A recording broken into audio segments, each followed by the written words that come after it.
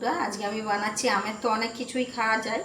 আজকে আমি বানাচ্ছি আমের ডেজার্ট। কিভাবে বানাচ্ছি দেখুন, আপনারা সঙ্গে থাকুন। একটা ছাঁকনি নিয়েছি, তার মধ্যে একটা পরিষ্কার কাপড় দিলাম।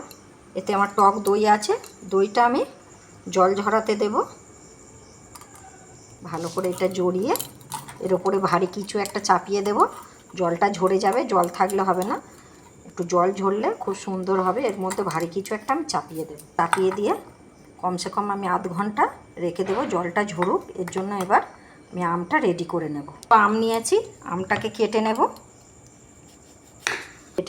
কেটে নিয়ে এবার আমের পাল্পটাকে বের করে নেব।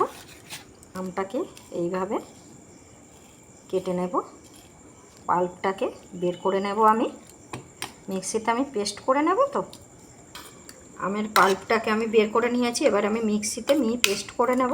জল ঝরে গেছে, আমি আধ ঘন্টা জল ঝরাতে দিয়েছিলাম। ভালো করে জল ঝরাতে দিতে হবে, লক্ষ্য রাখবেন যেন এইটা বেশি দিনের পুরনো টক দই না হয়। টক তাহলে বেশি হবে, ঘরে পাতা টক দই হলে সব থেকে ভালো হয়।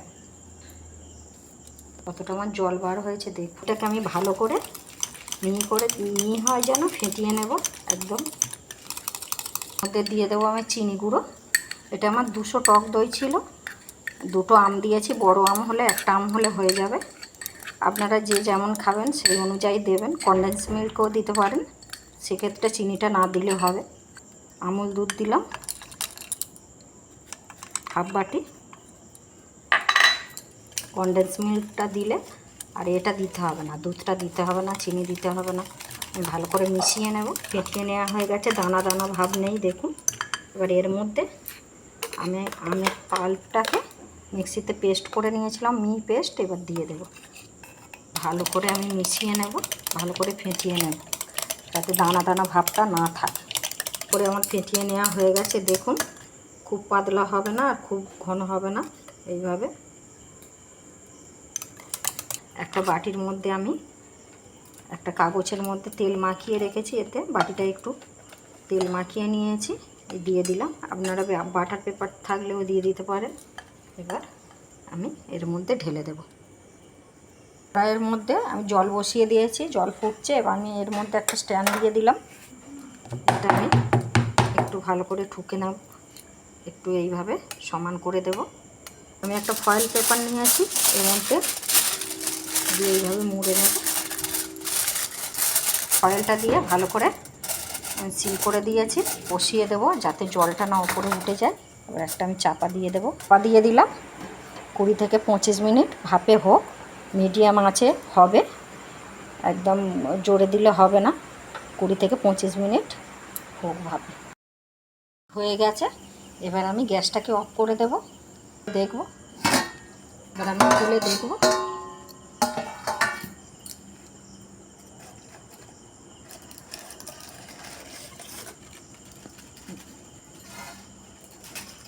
একটা টুথপিক দিয়ে দেখব, হয়ে গেছে দেখুন, লাগছে না। এবার এটাকে আমি নামিয়ে নেব। আমার হয়ে গেছে। এটাকে একটু ঠান্ডা করে এবার আমি ফ্রিজে ঘন্টা দেড়েক রেখে দেব, তারপর আমি দেখাচ্ছি। তারপরেছি দেখুন, এবার আমি ঢেলে নেব।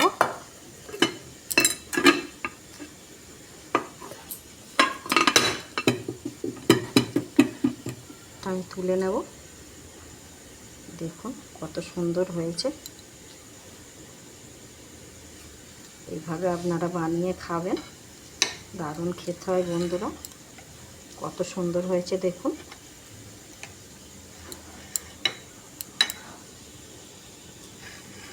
বন্ধুরা কতটা সুন্দর, আপনারা এইভাবে বানিয়ে খাবেন, দারুণ খেতে হয়। রাখলাম বন্ধুরা, এইভাবে আপনারা বানিয়ে খাবেন। কেমন লাগলো কমেন্টে জানাতে কিন্তু ভুলবেন না। রাখলাম, ধন্যবাদ। খাবেন বন্ধুরা, দারুণ খেতে হয়। দেখুন কতটা সুন্দর হয়েছে,